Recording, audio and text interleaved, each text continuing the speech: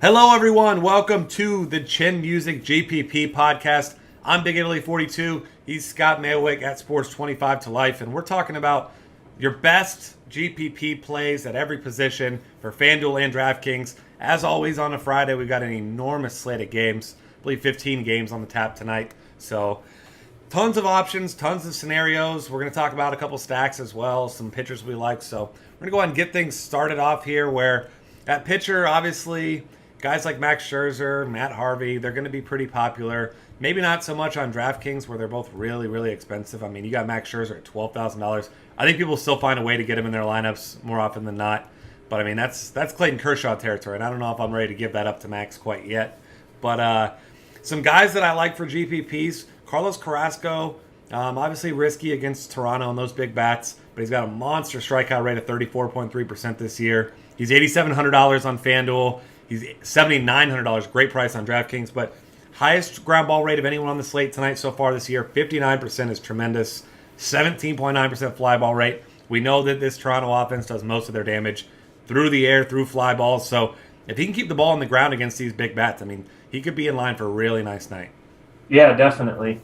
I like all those guys you mentioned so far. Honestly, my favorite pitcher on the slate's John Lester, though. He's a little concerning. Definitely my favorite GPP play. I'm probably going to play him in cash games just because I'm weird and like to do crazy things sometimes. But I hate to break it to you, but you can't even play John Lester today. Oh, yeah, that's right. He's in the early game. game. I made a lineup last night for that early one, and I forgot about that. I know, that sucks, too. I saw that this morning, and I was like, Lester, all right. Yeah, looking at my lineup that I made last night for early FanDuel or whatever, and he's in it. I totally forgot that he played that early game. Going to give you a nice advantage, though, if you can get him in your cash games for the all-day slate. Yeah, right. Yeah, I have a bunch of those head-to-heads out, I just realized. So that's going to be fun not having lineups out for that game, though. That's going to be miserable. But yeah, I mean, I like all the guys you named. Carrasco is really the interesting one for GPP, I think. I think, like you said, he's got a ton of upside. His ground ball rate's great. His strikeout rate's been pretty good. Decent favorite, not as big of a favorite as you'd like. The other guy I like for GPPs is Kazmir. At Texas, which I don't love, but he's a big favorite in this game. He's looked really good lately. I've been pretty impressed with him this season. I really have no complaints about him. 7,400 on DraftKings is what's going to tempt me the most. I'm a little worried about his ownership percentage there just because I have a hard time thinking it's going to be really low in GPPs. I think he's going to be pretty high in cash games for the most part, too. So that's a little concerning there if you're trying to win a GPP. He's by far the best option around that price, though. I mean, yeah, right. That's the thing is, like, he's probably not the best option on the slate. Obviously, Scherzer and Harvey are great options at the top there. You mentioned Carrasco already, but, I mean, you can go 500 cheaper and get Kazmir, but then everyone else around that price, like, Jose Quintana is 7,200 today, and he's going to be a guy that everyone's attacking. DeScalfini, 7,700, not a guy I really want.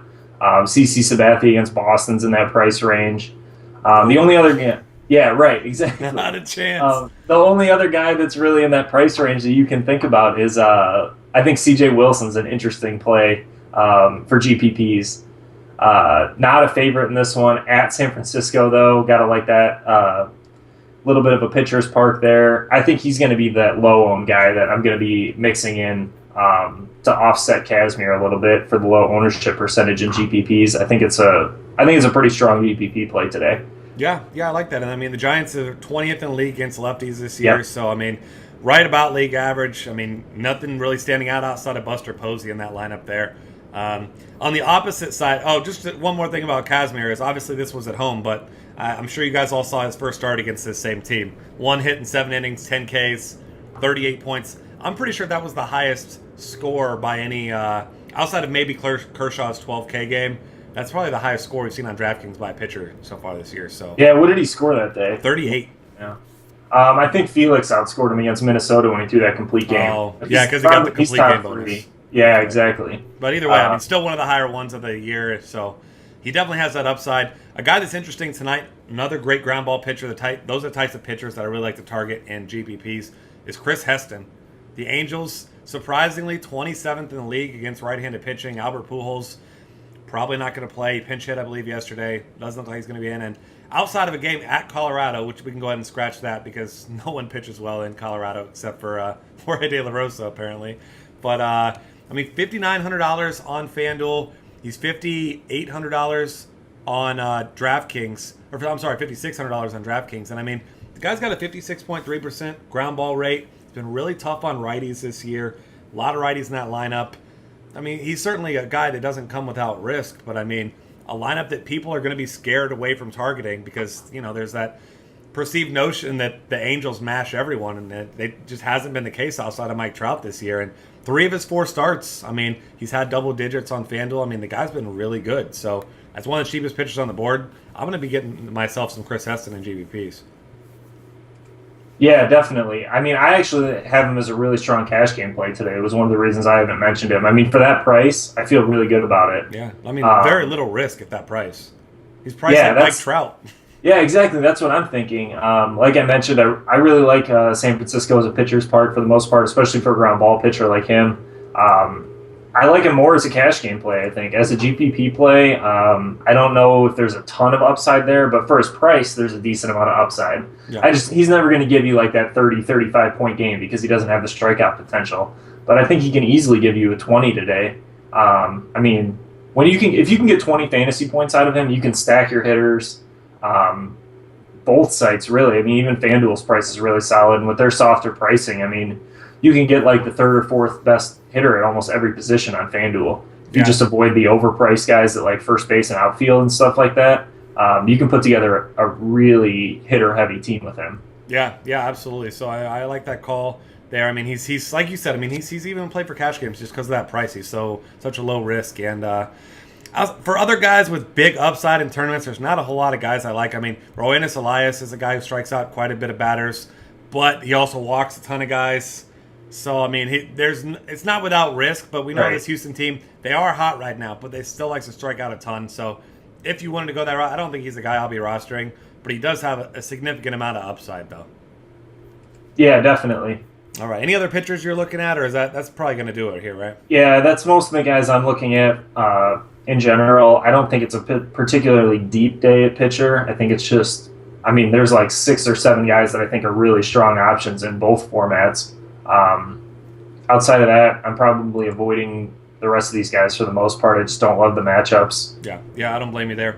So we'll move on here to catcher, where there's some obvious options. Buster Posey is going to be 1,000,000% owned across both sites. I think he's $3,500 on FanDuel, $4,000 on DraftKings. I don't blame you if you play him. He's in a good spot against the lefty, as he usually is, but at the same time, still at San Francisco, so it's a pitcher's park, and everyone's going to be on Posey at that price. So A guy I like is Evan Gattis. We know he's got big upside.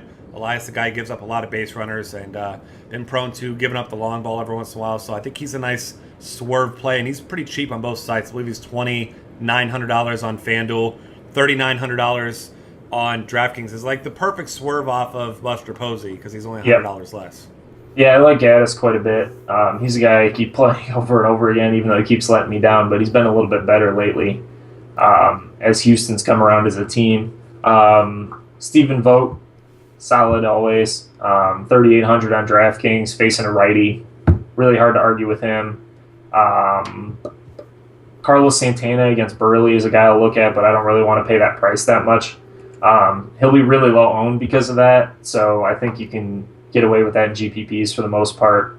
It's just, I hate paying that much for a catcher, especially one that's like, I don't know, he's not really an elite hitter in my mind, but he does have some pretty good stats against Burley. I think he's got almost 25 at-bats, and he's hitting pretty well against him. So for a GPP play, I don't mind paying that price. Yeah. As far as cheap guys go, there's not a whole lot that I like unless you see a guy in a really good lineup spot. You got guys like Tucker Barnhart with 2 home runs in the last 2 games, but he's not a power hitter. Never had a season with more than 6 home runs in the minors, so you could chase that if you want at 2,200. Maybe he makes some nice contact, but you certainly don't expect a home run from him again. But yeah, opens up a lot for you on DraftKings at 2,200. Yeah, the other cheap guy I'll look at is Avila. He's been hitting like 8th for the most part, but that's not so bad in the Detroit lineup. They get everybody almost 4 at-bats every game, it feels like. So that's pretty nice. 2,900 seems like a steal if he gets 4 at-bats. So he's a guy I'll be looking at to save some money at catcher also. Yeah, Absolutely, I'm with you there. And outside of that, nobody I'm really a huge fan of, though, out there. All right, moving on to first base, where, as always, there's about a million options of guys you can consider. Some popular plays are pretty jacked up in price. You got Miguel Cabrera over 5K on both sites, of course. Paul Goldschmidt as well. Both those guys are in fine spots, but I mean, they're going to be popular plays despite being more expensive today because, Yep. I mean, it's name recognition. Everyone's going to play Miguel Cabrera. Casual fans going to play Miguel Cabrera, blah, blah, blah. So you got some guys. I mean, Jose Abreu at $4,000 on FanDuel is a ridiculously low price. He's $5,700 on DraftKings. I believe he's the most expensive hitter at any position. Yeah, he is on DraftKings. So you can get him at 4K against Kyle Gibson, the guy who is the epitome of contact pitcher. I mean, twice as high of a walk rate than strikeout rate. The guy, I mean, he's a decent ground ball pitcher, but not good against lefties or righties. Yeah, I mean, Abreu's been just missing some balls, too, like coming up like 5 feet short in dead center field and stuff like that. Him and Andrew McCutchen. McCutchen's been frustrating the crap out of me with that lately. I can't remember what day it was he was facing a lefty. Was it Tuesday? Something like that. It was Monday or Tuesday. I think it was Tuesday. I think he missed 3 home runs on that Tuesday by like 18 combined feet. But we'll get to him in the outfield, I guess. But Abreu, I love him on FanDuel at 4,000. That's a great play. The other guy I'm really frustrated that I had in this early lineup is Rizzo because I was really excited to play him against Peralta today. But I will digress and play my terrible lineup of guys that I'm not sure if they're going to be in the lineup before that starts. The other guy I really like today is Adrian Gonzalez again, 4,600 on DraftKings against De La Rosa. I mean, he's just been rock solid. I love that Dodgers lineup. I love where he hits in it. He's a guy that I'm going to play in GPPs quite a bit tonight, I think. He's a little bit more expensive on FanDuel, which I think makes him a better GPP play, actually, because I think Abreu is going to be pretty heavily owned because, like we mentioned, he's only 4,000. So I like Adrian Gonzalez quite a bit more there as a GPP play. He's more of a cash game play on DraftKings for me. Yeah. I saw my boy Mark Canha hit a home run the other night, too. Yeah. 3,100 on DraftKings, still a steal as a first base outfielder. With Pujols out, he's a guy I like for cheap. I know Pujols was really cheap on FanDuel, and he was the guy I was kind of using there. But Canha is going to be that cheap guy for me on both sites, I think. Him or Ike Davis, both those guys for Oakland. Can't play both, unfortunately, so you can't really stack them. But I like both of the Oakland lefties, or both the Oakland first basemen for cheap tonight. Yeah, I'm with you there. And I always got to throw out Joey Votto because he's still underpriced at 4K on FanDuel. Speaking of how heavily owned you think Abreu is going to be, I mean, that's just going to tell you how low owned Joey Votto will be once again at $4,000, the same exact price. So I like him.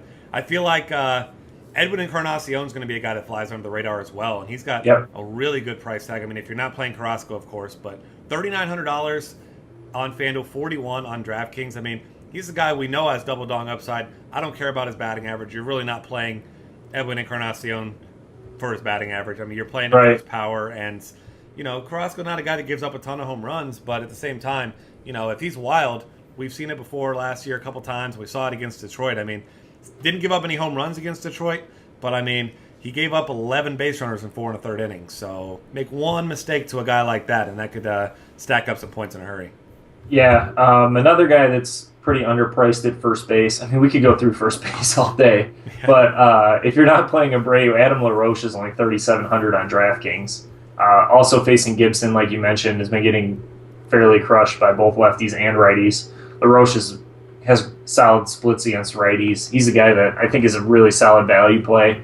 I don't think he's going to be particularly highly owned, which makes him a nice GPP value play for me. There's one other guy I was going to mention on here. Was it Mark Teixeira? No, it was Alan Craig, is 2,600 on DraftKings. Against a lefty, Sabathia has been hitting lefties pretty well. You can play him in the outfield, too. It might be the better position to play him at today. It looks like he batted 6th the last 2 times they faced a lefty. I like that batting order. It's really a price play for me at 2,600. I think that's a really, really solid price. Yeah, and he should have plenty of RBI opportunities, as we saw CC Sabathia imploded against the Mets, and it was against the bottom of the order, too. So, I mean, a lot of these guys much better hitters than the guys that tagged him last time out. So, yep, definitely. I already kind of mentioned it, but Mark Teixeira is a guy who he was locked in for a while. I mean, he's got 8 home runs, struggled over his last 4 games, but maybe people will be slaves to the game logs, see those game logs and kind of be away from him. But I mean, he's got himself a nice price tag as well. $3,500 on FanDuel, 46 on DraftKings. So, all right, moving on here to second base, where we won't bore you with 50 options like we did at first base, because there aren't 50 options at second base. But I mean, you have to love Jose Altuve against the lefty. The guy is just so damn good. I mean, it's almost unfair how good this guy is. I mean, you look at just what he's been doing recently, and he has multi-hits in each of his last 8 games. I mean, in his last 8 games, he has 19 hits.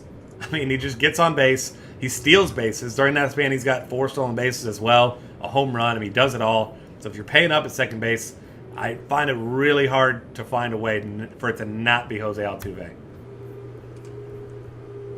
Yeah, definitely. I mean, there's just really, against a lefty, I mean, there's not a lot of other ways you can go. I mean, I like D. Gordon again, Yep. But for 400 more, Altuve just offers a lot more power. Yep. And he's just a better hitter. I mean, D. Gordon's got a good average this year, but he's not that as good of a hitter as his numbers indicate this year, if you ask me at least. Yeah, definitely. I mean, on FanDuel you can see it. You got an $1,100 discount there, so. Yeah, right. Another guy that's a little bit cheaper than that on both sides, Dustin Pedroia against Sabathia, also I think is a quality play today. I don't mind Cano, but he's another guy that I'm probably just going to pay up for Altuve if I'm going up there that high in price. Yep. Brian Dozier. Yeah, Dozier. That's another one. Dozier. Yeah, Quintana's been horrible against righties. Yep. Dozier matches lefties. I mean, he's $2,900 on FanDuel. I mean, he's cash game playable for me at that point. But I'll probably have him in both. I like the Twins a lot. Okay. I'm looking for the value play. Oh, Ray Navarro is the guy I was looking at as a value play for GPP. He hit 7th last night, I believe, for Baltimore. Okay. Bare minimum 2,000 on DraftKings. Yeah, not bad. Yeah, he's a guy that's kind of interesting to me. I mean, I don't know anything specifically really great about him. I honestly am just looking at that price and thinking, oh, I can get some better pitchers. He's a GPP only value play for me, really. I don't trust him in cash games, anything like that. Second base shortstop eligibility is really strong here because that's 2 of the weakest positions on today's slate, like usual. But, I mean, the fact that he's not hitting 8th or 9th is what's really attracting me to him for 2,000. Yeah, absolutely. One other guy I'm going to throw out there that's cheap. He batted second yesterday, maybe back up there in the order again, is Johnny Giavotella. He's been hitting the ball pretty well. $2,300 on FanDuel, $29 on DraftKings. He's batting .317 on the season. I mean, he's been getting on base, and if he's batting second, you know what's coming up behind him. Mike Trout, Cole Calhoun. So, I mean, yesterday it was him 2, Trout 3, Calhoun 4. So you get that's a lot of the reason why a lot of players, including myself, are attracted to Cole Calhoun a lot of times is you got Mike Trout batting behind you. So you get on base, your chance to score and run increased significantly. So if he's batting right ahead of Trout tonight, I love him in some tournaments. All right. Yeah, definitely. I mean, it's such a weak position that there's going to be some opportunities to make some low-owned value plays, both here and at shortstop. We mentioned there's some top options at second base, but it feels like those guys are going to be pretty heavy owned. Yep. So it makes them more cash game plays for me. I'd rather spend my money elsewhere, like we talked about at first base, spending up for a guy that'll be lower owned, stuff like that. I love Fridays for GPPs just because we have so many options and so many ways you can go at every position. Even though second base and shortstop are weak tonight, I mean, we're talking about really extreme value plays to let you open up the rest of your lineup. Yeah. I mean, that's what you want to get out of your middle infield. Some guys with some upside that are cheap. So hopefully we highlight a couple of those guys for you. Third base today, you can get Miguel Cabrera on DraftKings if you want, but he's not much of a GPP play for me. I mean, sure he has the upside, but the ownership percentage is going to scare me away from playing him there. Elsewhere, you can look at Manny Machado. He's been hitting the ball really well. He's at $4,800 on DraftKings, $36 on FanDuel. I mean, other guys, there's plenty of options here. The key is going to be finding the guys that no one else is on. I mean, you've got a guy like Pablo Sandoval, switch hitter. We already mentioned how CC Sabathia has been getting rocked. He's at $3,200 on FanDuel, and he's $4,700 on DraftKings. So if you're getting yourself one of those Boston stacks, I mean, you're certainly going to want some exposure to him. Yeah, definitely. I mean, there's a lot of cash game plays here too. Is the tough part. A lot of these, like like Matt Carpenter is an obvious cash game play. Playing Cabrera at third, obvious cash game play. There's just not a lot else that like really stands out as far as GPPs go. Yeah. I might look at Alex Rodriguez a little bit today for GPPs. Pedro Alvarez, I don't really love him against Lance Lynn, but he's a guy we talk about a couple days a week usually, especially against righties. He's a guy that I think has a decent amount of upside. He's only 3,700 on DraftKings. I think he's an interesting play, kind of comparable to Sandoval. I just like Sandoval's matchup quite a bit more. Yeah. Trevor Plouffe is another guy I like. I already mentioned the Twins. I mean, he's $2,400 on FanDuel. He's got some pop. He's got a great matchup against Quintana. So, I mean, I like him, especially if you're going twin stack. He's $3,900 on DraftKings, which is still a fine price, but I mean, he's almost bare minimum on FanDuel. So if you want to go that route in the tournament, you can do a lot with your lineup with two guys right around that price. You can pretty much stack everywhere else. All right, that's anybody else you like at third base? Because there's no one else that I am a big fan of here. Yeah, nobody else in particular. I mean, even the value guys don't have great matchups. Like the guys I kind of usually look at, like Escobar is going to hit second against Harvey today, 2,900, but I don't really want to play him against Harvey, especially in a GPP. Yeah. Casey McGee is a guy I'll probably look at a little bit. Facing Wilson, a lefty. I generally like McGee against lefties. 2,900 on DraftKings is a decent price. Martin Prado is a guy I've been looking at quite a bit, hitting second for the Marlins right now. 3,900 isn't really a price I want to pay, though.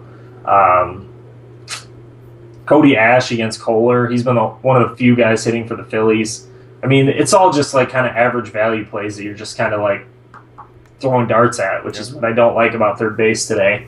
I mean, unless we get some elite lineup positions, which would be nice. Nice. Right. That's the thing. I mean, there's like everybody I'm looking at is hitting like 6, 7, 8 for the most part, especially value play wise. And then at the top, like we mentioned, there's going to be a couple high owned guys, a couple more cash game type plays, but GPPs is tough at third base today. Yeah, absolutely. All right, moving on here to shortstop, where if you're playing on DraftKings, you can play this guy who's not a shortstop anymore, Hanley Ramirez, who, just to put it in perspective how hot this guy's been, he has the same number of home runs and RBIs as Nelson Cruz. Yet Nelson Cruz is the guy that everyone's playing every night. Obviously, he's got better splits throughout his career, but now you got Hanley Ramirez against CC Sabathia. You already know we're targeting him. We're not going to be the only ones, I'm sure. And, I mean, just looking at his logs, I mean, the guy, 5 of his last 6 games, double-digit points on DraftKings, including a double dong. So, I mean, shortstop you already mentioned. We kind of don't even need to mention it most days as a weak position. So, if I have the money, I'm going to be getting Hanley Ramirez or Troy Tulowitzki there at shortstop and just moving on. Yeah, I mean, even though Tulowitzki's in San Diego, there's not a lot. Yeah. Like, I have those two, and then Jimmy Rollins is my other guy up there because of his price, but he just hasn't looked great. Nope. I mean, he got a home run off Vogelsong, but so did everyone else. So I think you or I would have got one if we were in the lineup that night, too. Yeah, I mean, he's the other guy I'm going to look at probably. He probably makes a decent GPP play, though, because, I mean, against Vogelsong, he wasn't very highly owned. I think he was under 5% everywhere I saw him. Yep. He's not a really popular play right now, despite his price tag. I mean, I'm really glad they left Hanley Ramirez's shortstop eligibility on DraftKings, even though they took away Billy Hamilton and D. Gordon the same day. I was kind of surprised they left it. I was real upset about D. Gordon especially. I know. I was playing him there quite a bit. But, I mean, using Hanley at shortstop gives you a lot more upside. He's one of those guys that we were talking about, if you want to go cheap at second base or even first base, that's a great way to spend that extra money is by playing Hanley tonight. He feels like a great matchup. He's been red hot. Outside of that, I mean, Danny Santana, I think, is a guy that you can look at for 3,500 on DraftKings, shortstop outfield eligibility. Quintana, like you mentioned, has been really struggling. Santana has a little bit more power from the right side. A little bit of speed in there, too. Yep. Alexi Ramirez is a guy that is a little bit interesting to me. He hit really high in the order yesterday, if I recall correctly. I think he hit second. Yeah, if he's hitting second again, he's a guy I might look at against Gibson. We've talked about Gibson a little bit. He's been struggling so far. Yeah, and you got $2,500 on FanDuel for Ramirez. Yeah, right. I don't love anything about him, but for $2,500 on FanDuel, Ramirez has some power. He has a little bit of speed. It's a pretty decent matchup. That's a way I'm going to be going if I'm looking for a GPP guy value-wise. Yeah, and like you said, we already mentioned Gibson. I mean, he's a contact pitcher. Walk rate twice as high as the strikeout rate. So, I mean, he's throwing the ball up there expecting you to hit it. So, Ramirez is the guy that can definitely utilize that speed, get a couple extra base hits. And, yeah, if he's batting second, I mean, that means Jose Abreu is right behind him, too. So, you get on base, got to like his chance of scoring some runs as well. Yeah, definitely. All right. Jose Iglesias is another guy that's, I mean, he's still been hitting the ball pretty well. He's been batting ninth, but if for some reason he gets back near the top of the order, I don't mind him. But I'm not holding out hope that happens. I yeah, hope exactly. 9-hole again. All right, moving on to the outfield here. Final position. As always, there are a ton of options. Some cheap ones I'll highlight here. Ryan Rayburn against the lefty, 2,300 on FanDuel, 29 on DraftKings. Yeah. Another one of those guys that just always kind of flies under the radars, but under the radar. I don't know, maybe there's more than one, but he's really good against lefties and gets no credit. For some reason, Francona batted him 6th after Brandon Moss, who can't hit lefties to save his life.